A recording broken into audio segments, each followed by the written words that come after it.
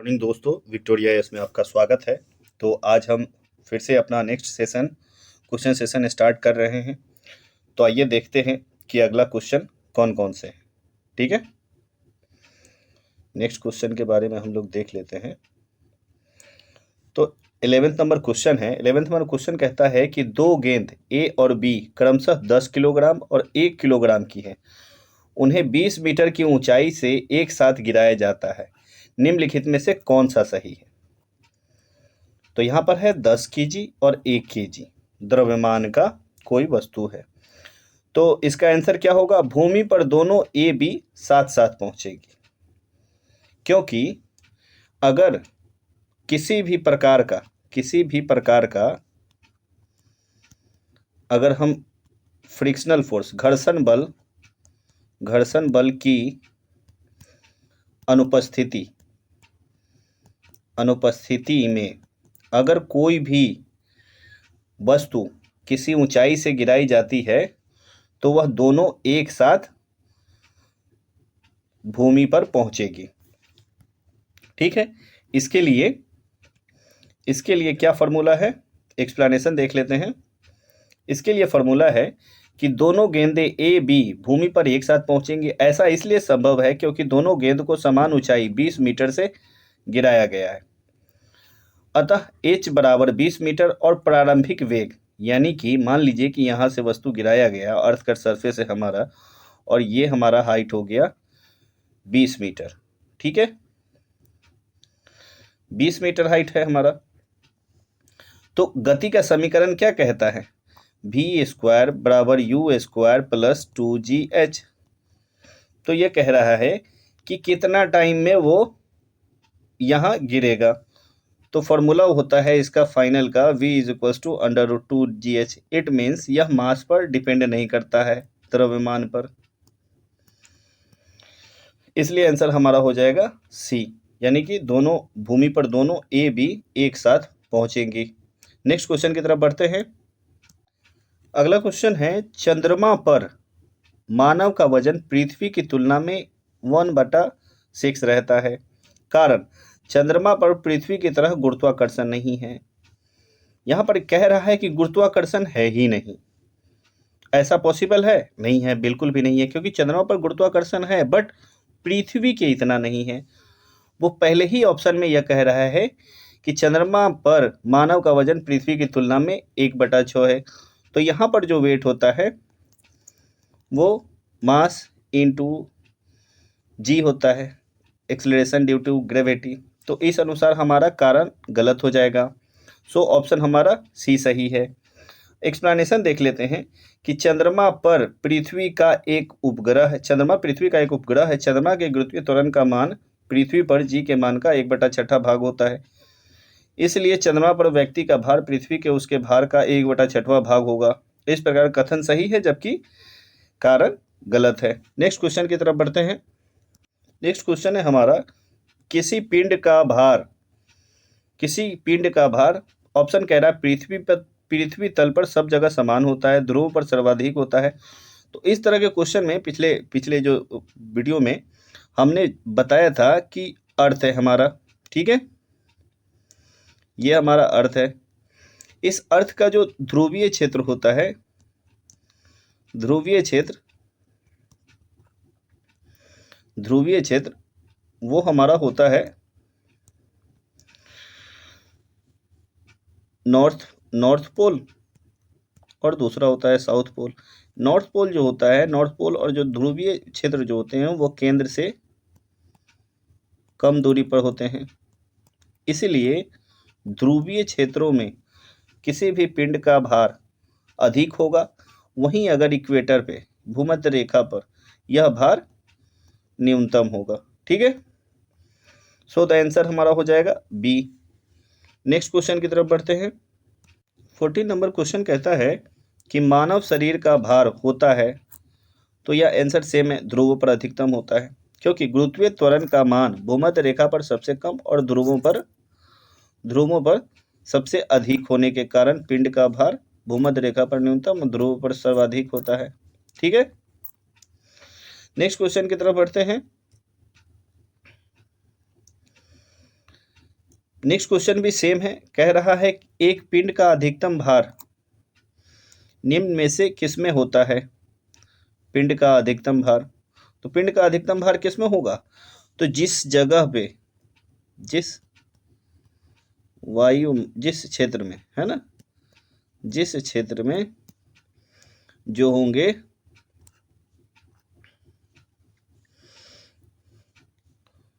एक तो कि सबसे पहली चीज होती है कि यहाँ पे आंसर दिया है हाइड्रोजन, ठीक है, हाइड्रोजन। हाइड्रोजन में क्यों होता है, हाइड्रोजन में क्यों होता है, तो इसका एक्सप्लेनेशन देख लेते हैं। किसी पिंड का द्रव्यमान सदैव नियत रहता है, उसका भार दो चीजों पर निर्भर करता है, एक गुरुत्व बल और दूसरा पिंड पर लगने वाला उत्क्षेप बल। दिए गए विकल्पों में हाइड्रोजन सबसे हल्का और विरल माध्यम होता है, अतः उसके द्वारा लगाया गया उत्क्षेप बल सबसे कम होगा, अतः पिंड का भार हाइड्रोजन में सर्वाधिक होगा। समझ गए। नेक्स्ट क्वेश्चन की तरफ बढ़ते हैं। अगला क्वेश्चन कहता है कि गुरुत्व के अधीन विरामावस्था से मुक्त रूप से गिरने वाली कण के मामले में समय t और विस्थापन d का विवरण किसमें सही दर्शाता है। तो मान लीजिए कि कोई एक ऑब्जेक्ट है, वो यहाँ से अर्थ के सरफेस पे फ्री फॉल मतलब मुक्त रूप में, ठीक है, मुक्त रूप में गिराया जाता है, ठीक है। अब गिराने के दरमियान क्या होगा कि इसका जो फॉर्मूला आएगा एस बराबर U T plus half G T square, ठीक है। तो यहाँ पे u हो गया हमारा इनिशियल वेलोसिटी, इनिशियल वेलोसिटी हमारा कितना है, यहाँ इनिशियल वेलोसिटी हमारा 0 है, ठीक है। तो इस प्रकार इस फॉर्मूले से हो जाएगा s is equals to half G T square, s हमारा डिस्टेंस है तो d is equals to half, g का मान कांस्टेंट है तो टी स्क्वायर, ठीक है। तो इस प्रकार ये किस प्रकार का फॉर्मूला शो कर रहा है, तो ये शो कर रहा है पाराबोला का, ठीक है। आप लोगों ने गणित में पढ़ा होगा, पाराबोला का जो होता है वो ये होता है, ठीक है, या ये होता है एक्स एक्सिस और वाई एक्सिस पे, यानी कि इसका होता है y is equal to y square is equals to 4ax, ठीक है, 4x। तो ये हमारा ए ऑप्शन सही हो जाएगा। नेक्स्ट क्वेश्चन की तरफ बढ़ते हैं। नेक्स्ट क्वेश्चन है हमारा, एक चिकना आंतल पर क्षैतिज के साथ थीटा डिग्री कोण पर आनत है, जैसा कि दी गई आकृति में दिखाया गया है। एक पिंड विरामावस्था से प्रारंभ कर आनत पृष्ठ से नीचे की ओर फिसलता है, अध स्थल पर पिंड को पहुंचने में लगा समय, तो यहाँ पे कह रहा है टाइम फाइंड करने के लिए है। अभी आपने देखा कि कोई ऑब्जेक्ट फ्री फॉल करता है तो उसके लिए क्या फार्मूला यूज करते हैं, एस बराबर U T plus half G T square, और यहाँ पे इनिशियल वेलोसिटी क्या है, इनिशियल वेलोसिटी 0 है, ठीक है। लेकिन हमारा यहाँ जो सरफेस है वो सरफेस जो है, जो ये विकर्ण है वो स्ट्रेट लाइन ना हो करके एक एंगल के साथ है, तो यहाँ पर हम लोग सबसे पहले क्या करेंगे, एच की वैल्यू निकालेंगे, ठीक है। तो यहाँ पर सबसे पहले हम एच की वैल्यू निकालने के लिए सबसे पहले क्या करेंगे, तो साइन थीटा बराबर क्या होता है, लंब बटा विकर्ण, ठीक है, लंब बटा विकर्ण वाला फॉर्मूला लगाएंगे। उसके बाद एस क्या है, एस हमारा डिस्टेंस है, डिस्टेंस जो वो कवर करेगा, तो एस बराबर हम मान लेते हैं एल एक्स का, उसके बाद एस बराबर एल मान लेते हैं। एक मिनट डिलीट करने दीजिए।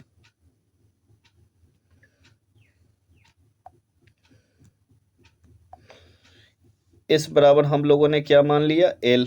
अब यहाँ पे फॉर्मूला लगाते हैं, l is equals to half G T square, और यहाँ पे कह रहा है टी फाइंड करने के लिए एल का फॉर्मूला क्या होता है, ये थीटा बराबर sine theta is equals to, ये हो गया हमारा लंब बटा विकर्ण।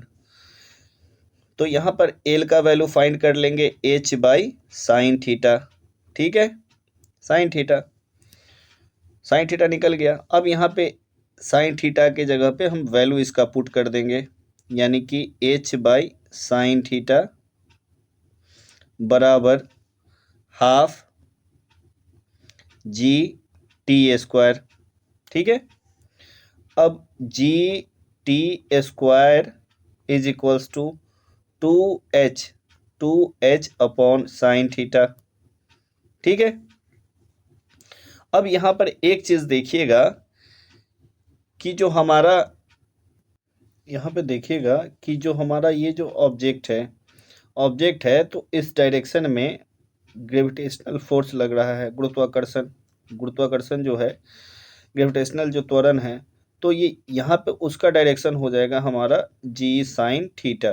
ठीक है, तो हमारा यहाँ पे फॉर्मूला हो जाएगा L is equals to half ji sine theta into T square, और L का वैल्यू हम लोगों ने पहले ही ज्ञात कर रखा है H अपॉन साइन थीटा। ठीक है, is equals to half ji sine theta into t का स्क्वायर। तो हमारा फाइनली टी जो आ जाएगा, t is equals to sine theta under root 2h/g। ठीक है, चलिए नेक्स्ट क्वेश्चन की तरफ बढ़ते हैं। ये 18वां क्वेश्चन कह रहा है कि एक ऊंची इमारत से एक गेंद 9.8 मीटर प्रति सेकंड के समान त्वरण के साथ गिराई जाती है, 3 सेकंड बाद उसका वेग क्या होगा। ये कह रहा है समान त्वरण से, तो इसका फार्मूला क्या होता है, v बराबर u प्लस ए टी। यहाँ पे समान त्वरण के साथ ऊंची इमारत से गिराई जाती है, यानी कि ऊंची इमारत से, तो इनिशियल वेलोसिटी प्रारंभिक वेग जो होगा हमारा, वो हमारा होगा 0। प्रारंभिक वेग वो हमारा 0 होगा। ठीक है, 0। तो यहाँ पर कर देंगे v is equals to v बराबर u प्लस ए टी, और यहाँ पे एक्सेलरेशन हमारा क्या है, 9.8 मीटर पर सेकेंड स्क्वायर गुने 3। तो हमारा आंसर आ जाएगा 9.8 मल्टीप्लाई से 3 से करेंगे तो कितना आ जाएगा हमारा, 4 और 27 4 कितना हो जाएगा, 8 3 24 4 2 9 3 27 2 29 29.4 मीटर पर सेकेंड। सो हमारा आंसर हो जाएगा सी। नेक्स्ट क्वेश्चन की तरफ बढ़ते हैं। अगला क्वेश्चन कह रहा है कि यदि पृथ्वी का द्रव्यमान वही रहे और त्रिज्या 1% से कम हो जाए तो पृथ्वी के तल पर जी का मान क्या होगा। तो पृथ्वी पर तल का मान जो होगा 2% से बढ़ जाएगा। नेक्स्ट क्वेश्चन की तरफ बढ़ेंगे। अगला क्वेश्चन कह रहा है हमारा, विनाशकारी भूकंप के गुरुत्व के कारण त्वरण होगा, तो क्या होगा, वो 9.8 मीटर पर सेकेंड स्क्वायर से ज़्यादा होगा। नेक्स्ट क्वेश्चन की तरफ बढ़ते हैं। नेक्स्ट क्वेश्चन हमारा कह रहा है कि एक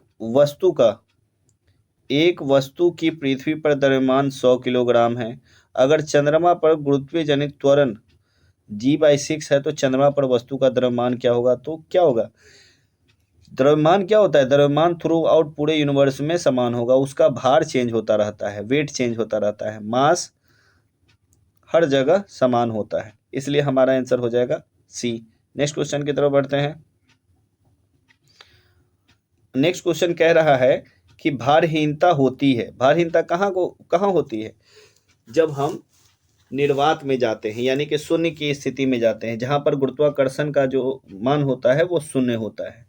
जैसे स्पेस में जहाँ पे गुरुत्वाकर्षण 0 होता है, वहाँ पे जो वस्तु जैसी अवस्था में रहती है उसी अवस्था में गति करती रहती है। ठीक है, नेक्स्ट क्वेश्चन की तरफ बढ़ते हैं। अगला क्वेश्चन है, ये क्वेश्चन मिलान करने वाला है। कह रहा है कि मिलान करें। रेडियम की खोज किसने की थी, तो रेडियम की खोज किसने की थी, मैडम क्यूरी और पियरे क्यूरी ने। ठीक है, उसके बाद पेनिसिलिन की खोज किसने की थी, पेनिसिलिन की खोज किसने की थी,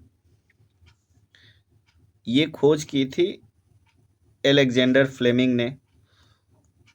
तीसरा है एक्सरे की खोज किसने की थी, तो एक्सरे की खोज W.A. रोएंटजन ने।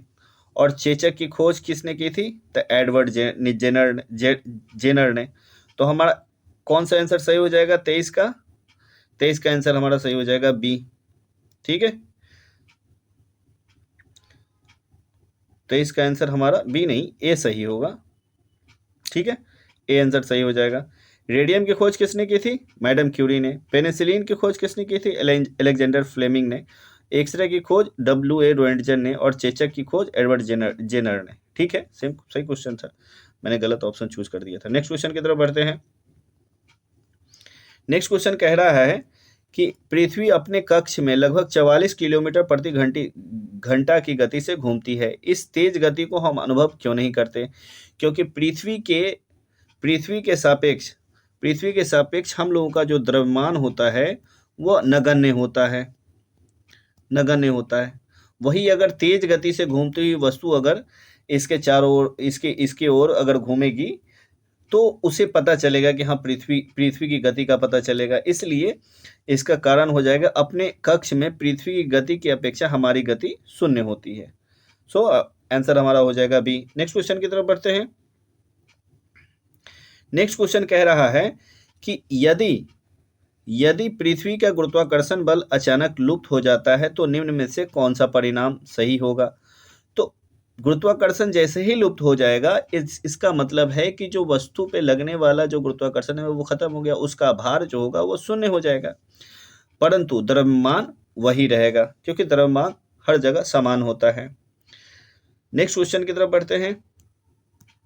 अगला क्वेश्चन है हमारा, पृथ्वी के चारों ओर परिक्रमा कर रहा कृत्रिम उपग्रह इसलिए पृथ्वी पर नीचे नहीं गिरता क्योंकि पृथ्वी का आकर्षण बल उसकी गति के लिए आवश्यक त्वरण प्रदान करता है। जैसे मान लीजिए ये पृथ्वी है, ठीक है, ये पृथ्वी है और ये चंद्रमा उसकी परिक्रमा कर रहा है, ठीक है, तो इसके कारण एक बाह्य बल काम करते हैं जिसे कहते हैं सेंट्रीफ्यूगल फोर्स,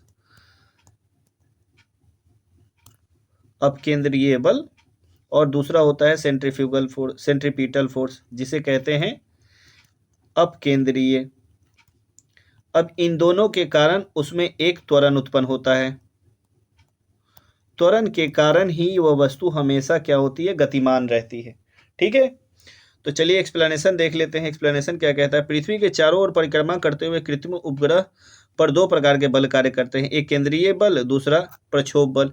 केंद्रीय बल पृथ्वी का गुरुत्वाकर्षण बल है जिसके कारण उपग्रह अपनी गति के लिए आवश्यक अपकेंद्रीय त्वरण प्रदान कर पृथ्वी की वृत्तीय और दीर्घवृत्तीय कक्षा में परिक्रमा करता है। उसके बाद कह रहा है आगे, पृथ्वी पर नीचे नहीं गिरता है। प्रक्षोभ बल के अंतर्गत वायुमंडलीय कर्षण, पृथ्वी की गोलाई में त्रुटि, चंद्र एवं सौर के गुरुत्वाकर्षण, खिंचाव, सौर विकिरण, दाब आदि से उत्पन्न बल होते हैं। इन बलों का योग यद्यपि कम है किंतु इनके कारण उपग्रह के पथ में विचलन आ जाता है। अधिक ऊंचाई वाली कक्षा में क्या होता है? अधिक ऊंचाई वाला कक्षा में स्थापित उपग्रह तो वायुमंडलीय कर्षण से अप्रभावित रहते हैं, परंतु निम्न कक्षा वाले उपग्रहों के कक्षीय त्रिज्या वायुमंडलीय कर्षण से प्रभावित होकर धीरे धीरे कम हो जाती है। अंततः ऐसे उपग्रह के सघन वायुमंडल में पहुंचकर भस्म हो जाती है। नेक्स्ट क्वेश्चन की तरफ बढ़ते हैं। नेक्स्ट क्वेश्चन हमारा कह रहा है कि एक उपग्रह अपने कक्ष में निरंतर गति करता है। यह अभिकेंद्रीय बल के प्रभाव से जो प्राप्त होता है, क्या होता है? पृथ्वी द्वारा उपग्रह पर लगने वाला गुरुत्वाकर्षण बल। ठीक है, बी ऑप्शन सही होगा हमारा। नेक्स्ट क्वेश्चन की तरफ बढ़ते हैं। हमारा ये 28वां नंबर क्वेश्चन है, कृत्रिम उपग्रह पृथ्वी से सुस्पष्ट से ट्रैक किया जाता है। कृत्रिम उपग्रह पृथ्वी से सुस्पष्ट ट्रैक किया जाता है किसके द्वारा? डॉपलर प्रभाव की तरह। कृत्रिम एक्सप्लेनेशन देखिए, कृत्रिम उपग्रह पृथ्वी से डॉपलर ट्रैकिंग द्वारा सुस्पष्ट से ट्रैक किया जा सकता है। यह ट्रैकिंग ट्रांसमीटर रिसीवर की सहायता से की जाती है।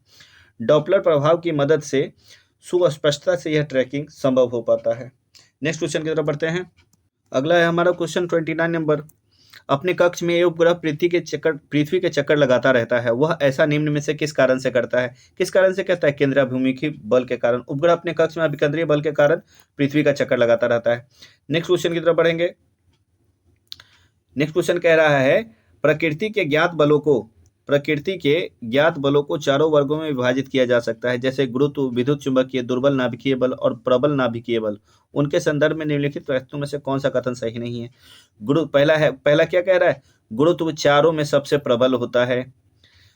दूसरा है विद्युत चुंबकीय सिर्फ विद्युत आवेश वाले कणों पर क्रिया करती है। दुर्बल नाभिकीय बल विघटनाभिक्ता का कारण है। प्रबल नाभिकीय बल परमाणु के केंद्र में प्रोटॉन और न्यूट्रॉन में धारित किए रहते हैं, तो ये आंसर हमारा सही हो जाएगा। दुर्बल नाभिकीय विघटनाभिक्ता का कारण है, ये भी सही हो जाएगा। विद्युत चुंबकीय सिर्फ विद्युत आवेशों वाले कणों में क्रिया करते हैं, ये भी सही हो जाएगा। ए ऑप्शन हमारा गलती हो जाएगा, क्योंकि कह रहा है निम्नलिखित कथनों में से कौन सा कथन एक सही नहीं है। गुरुत्वीय बल चारों में सबसे प्रबल होता है, नहीं, सबसे ज्यादा प्रबल होता है न्यूक्लियर फोर्स, नाभिकीय बल, ठीक है। प्रबल नाभिकीय बल जो होता है वो सबसे ज्यादा स्ट्रांग होता है। नेक्स्ट क्वेश्चन की तरफ बढ़ते हैं। नेक्स्ट क्वेश्चन है हमारा, किसी लिफ्ट में बैठे हुए व्यक्ति को अपना भार कब अधिक मालूम पड़ता है? तो कब अधिक मालूम पड़ता है? जब हम लिफ्ट से ऊपर की तरफ जाते हैं। एक तो कि हमारा वेट, दूसरा गुरुत्वाकर्षण बल, वस्तु का भार, इसके कारण से क्या होता है? जब लिफ्ट में त्वरित गति से ऊपर जा रही हो। सो आंसर हमारा ए सही हो जाएगा। नेक्स्ट क्वेश्चन की तरफ बढ़ते हैं। नेक्स्ट क्वेश्चन है हमारा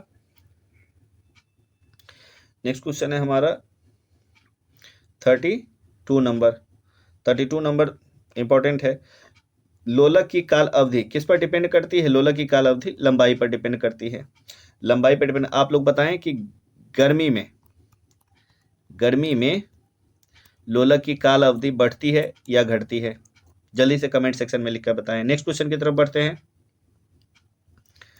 लोलक घड़ियां गर्मियों में सुस्त हो जाती है, क्योंकि लोलक की लंबाई बढ़ जाती है, ठीक है।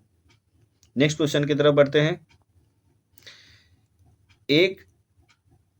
एक लड़की झूले पर बैठी स्थिति में झूला झूल रही है। उस लड़की के खड़े हो जाने पर जो दोलन आवर्त काल होगा वो क्या होगा? कम हो जाएगा, क्योंकि उससे जो प्रभावी लंबाई वो क्या हो जाती है? वो बढ़ जाती है, ठीक है। एक्सप्लेनेशन देख लेते हैं क्या कह रहा है कि लड़की झूले पर बैठी स्थिति में झूला झूल रही है। उस लड़की के खड़े हो जाने पर लोलक की प्रभावी लंबाई कम हो जाएगी, फलस्वरूप उसका प्रदोलन आवर्तकाल कम हो जाएगा। नेक्स्ट क्वेश्चन की तरफ बढ़ते हैं। नेक्स्ट क्वेश्चन हमारा कह रहा है कि निम्नलिखित कथनों पर विचार कीजिए। एक सामान्य दोलक का दोलन चल रहा है। ऐसे में जब गोला मध्य स्थान से गुजरता है तो त्वरण शून्य हो जाता है। दूसरा कह रहा है हर आवर्त में गोला 2 बार किसी एक निर्दिष्ट वेग को प्राप्त करता है। तीसरा कह रहा है दोलन के दौरान जब गोला चरम स्थिति पर पहुंचता है तो उसके गति और त्वरण दोनों शून्य हो जाते हैं। चौथा कह रहा है सामान्य दोलक का दोलन आयाम समय के साथ कम हो जाता है। इसको सबसे बढ़िया एक इमेज से समझेंगे। जैसे मान लीजिए ये एक पेंडुलम है, ठीक है, रस्सी में बंधा हुआ है और यह दोलन कर रहा है। मान लीजिए यहाँ पहुंचा और दूसरा है हमारा चरम स्थिति, यहाँ पहुंच गया, ठीक है। एक सेकेंड,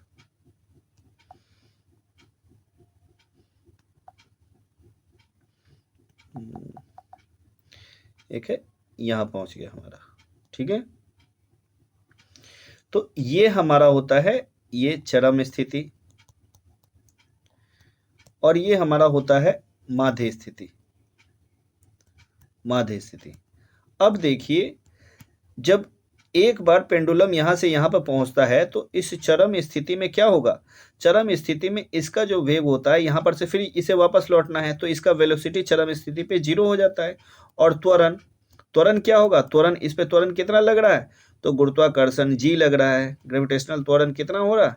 वो हो रहा है 9.8। तो ये जो त्वरण होगा वो मैक्सिमम होगा। इस आधार पर देखिए तो हमारा तीसरा ऑप्शन जो है वो तीसरा ऑप्शन हमारा क्या कह रहा है कि दोलन के दौरान जब गोला चरम स्थिति पर पहुंचता है तो उसके गति और त्वरण दोनों शून्य हो जाते हैं। नहीं, गति शून्य हो जाता है बल्कि त्वरण मैक्सिमम होता है। तो इसका आंसर देख लेते हैं क्या कह रहा है आंसर में। क्या आंसर कह रहा है कि सी ऑप्शन सही होगा इसका, यानी कि 1 2 4 3 ऑप्शन गलत हो गए। चलिए इसका एक्सप्लेनेशन देख लेते हैं। एक्सप्लेनेशन क्या कह रहा है? कह रहा है कि सरल आवर्त गति के कारण करने वाला पिंड जब अपनी माध्य स्थिति से गुजरता है तो उस पर कोई बल कार्य नहीं करता, क्योंकि माध्य स्थिति में रहता है तो वो कह रहा है उस पर कोई बल कार्य नहीं करता। मध्यमान स्थिति से उसका त्वरण शून्य होता है, यहाँ पर वो स्टेबल रहता है, ठीक है। वेग अधिकतम होता है क्योंकि वो फिर इस डायरेक्शन में जाएगा या फिर इस डायरेक्शन में। गतिज ऊर्जा अधिकतम होती है, स्थितिज ऊर्जा शून्य होती है। अब दूसरा सिचुएशन कह रहा है जब पिंड गति के अंतर्गत अंत बिंदु चरम स्थिति पे, जब वो यहाँ पे रहता है या फिर यहाँ पे रहता है, ठीक है, उस स्थिति में क्या होता है, तो उसका त्वरण अधिकतम होता है, उस पर कार्य करने वाला जो प्रत्यायन बल अधिकतम होता है। गतिज ऊर्जा शून्य होती है, स्थितिज ऊर्जा अधिकतम होती है, वेग शून्य होता है और त्वरण अधिकतम होता है। ठीक है, नेक्स्ट क्वेश्चन की तरफ बढ़ते हैं हम। अगला क्वेश्चन है पेंडुलम घड़ी तीव्र गति से चल सकती है। पेंडुलम घड़ी कब चलती है, तो शीतकाल में, क्योंकि गर्मी में उस पेंडुलम की लंबाई बढ़ जाती है जिसके कारण उसका आवर्तकाल घट जाता है। तो इस प्रकार ऑप्शन हमारा आंसर बी सही हो जाएगा। पेंडुलम घड़ी शीतकाल में तेजी से चलती क्योंकि इसका आवर्तकाल पथ तथा आवर्तकाल घट जाता है, जबकि ग्रीष्म काल में इसका आवर्तकाल पथ और आवर्तकाल बढ़ जाता है, जिसके फलस्वरूप पेंडुलम घड़ी ग्रीष्म काल में धीरे चलती है, वह सुस्त हो जाती है। नेक्स्ट क्वेश्चन है हमारा पृथ्वी का पलायन वेग। पृथ्वी का पलायन वेग कितना होता है, तो पृथ्वी का पलायन वेग होता है 11.2 किलोमीटर पर सेकेंड। वहीं चंद्रमा पर होता है, चंद्रमा पर पलायन वेग होता है 2.4 किलोमीटर पर सेकेंड। आप लोग इसे नोट डाउन कर लें। ठीक है, नेक्स्ट क्वेश्चन की तरफ बढ़ते हैं। अगला क्वेश्चन कह रहा है कि अगर किसी वस्तु को 8 किलोमीटर प्रति सेकंड के वेग से अंतरिक्ष में फेंका जाए तो क्या होगा। तो ऑब्वियस सी बात है कि अगर 11.2 किलोमीटर प्रति सेकंड से कम में अगर फेंका जाए तो वह वस्तु पुनः पृथ्वी पर वापस चला आएगा। ठीक है, वापस पृथ्वी पर आ गिरेगा। नेक्स्ट क्वेश्चन की तरफ बढ़ते हैं। 49 नंबर क्वेश्चन कह रहा है कि चंद्रमा पर वायुमंडल नहीं होने का क्या कारण है। चंद्रमा पर वायुमंडल नहीं होने का कारण है इस पर गैस अणुओं का पलायन वेग उनके वर्ग माध्य मूल के वर्ग से कम होता है, अर्थात इसका आंसर हो जाएगा डी। एक्सप्लेनेशन देख लेते हैं, एक्सप्लेनेशन क्या कहता है इसका। चंद्रमा पर वायुमंडल नहीं पाया जाता है। वायुमंडल अनेक गैसों का मिश्रण है। चंद्रमा पर पलायन वेग का मान लगभग 2.4 किलोमीटर प्रति सेकंड से है तथा धरती पर पलायन वेग 11.2 किलोमीटर प्रति सेकंड से है। चंद्रमा पर पलायन वेग से गैस के अणुओं का वेग ज़्यादा होने के कारण वहां से वे पलायन कर जाते हैं। इसी कारण चंद्रमा पर वायुमंडल संभव नहीं है। तो ठीक है दोस्तों, आज का हमारा सेशन समाप्त होता है। अगर आपको यह वीडियो अच्छा लगता है तो प्लीज़ लाइक करें, सब्सक्राइब करें और अपने दोस्तों के साथ शेयर करें। धन्यवाद।